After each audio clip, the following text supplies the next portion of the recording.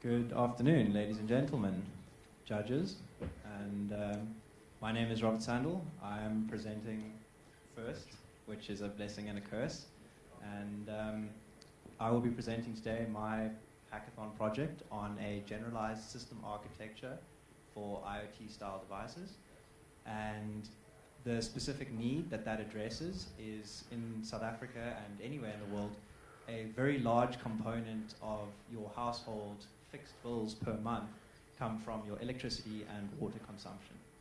And I'm trying to find ways to either optimize people's use or provide means to remotely control those systems so that they can disable them if they don't need them.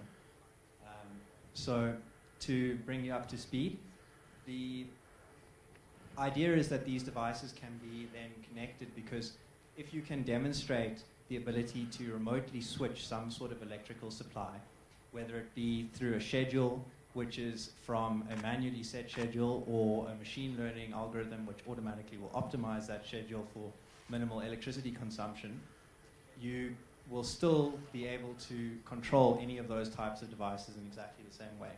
So my solution addresses that and provides a platform for these devices.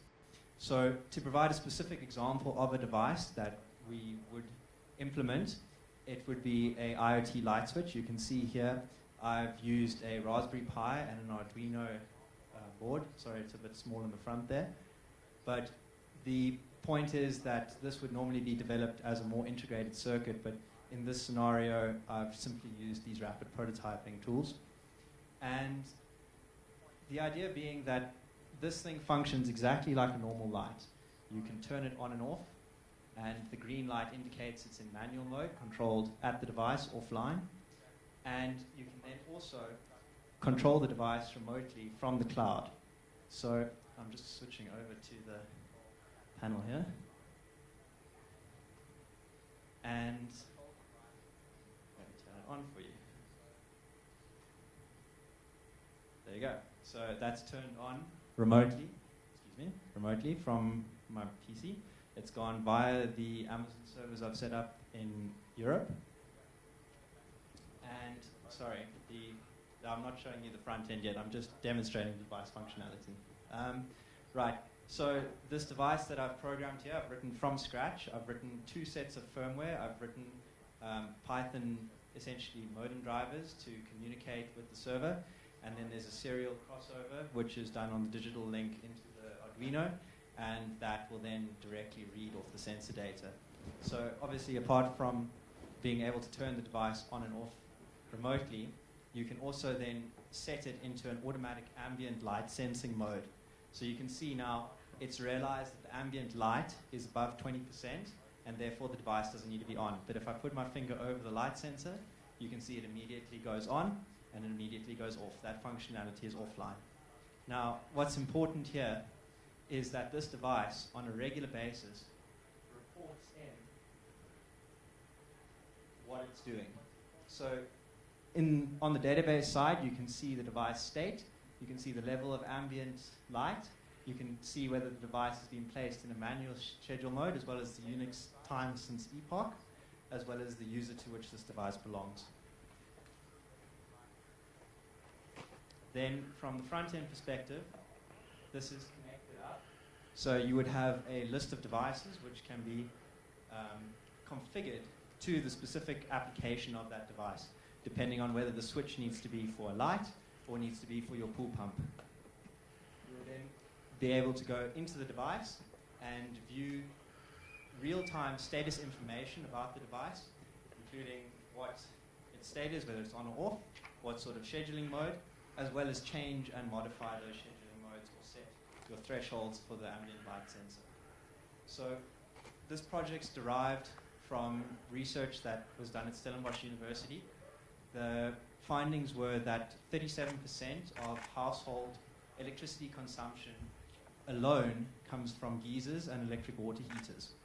And by implementing a simple scheduling algorithm on a fixed daily basis, people could save up to 15% on their monthly electricity bill just with that.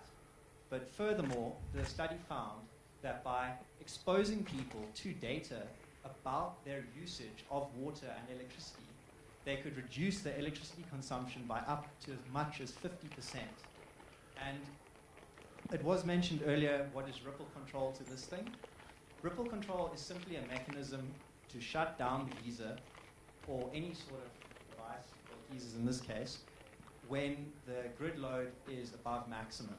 Whereas what this application is doing is it's actually scheduling the device to be off while you don't need it. And ESCOM doesn't know when you do and don't need your device. They only know that they are at peak load and therefore have to turn it off. So, yeah, thank you very much. And that was all. Thank you. Is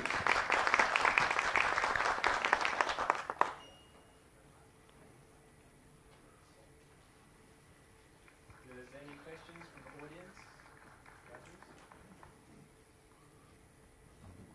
Don't be shy, guys. If you have any questions, please do ask. I'll come to you with the mic. There's a bit of a time restraint. Yes. Uncle Ben, how are you, sir? Good to see you. Love the hairdo. Right a month of job. So, guys, if you have any questions for Geasy, please feel free to shoot. Just a quick one. How many users did you test it with? How many users did I test? Which system? This one. Me, myself, and I. Because I started from scratch when I got here. So I wrote firmware, the back end, and the front end. I didn't use any templates builds from scratch, and the application is, as you can see, deployed at an IP address to America. To Europe, and yeah, it's mobile compatible. So it's unusual because obviously the time frame means that I haven't been able to build up either enough data to actually demonstrate scheduling or really test it substantially. Any other questions, ladies and gents? Petunia? Dora? You're right. Thank you very much. Thank you. Brilliant. A round of applause for Geasy.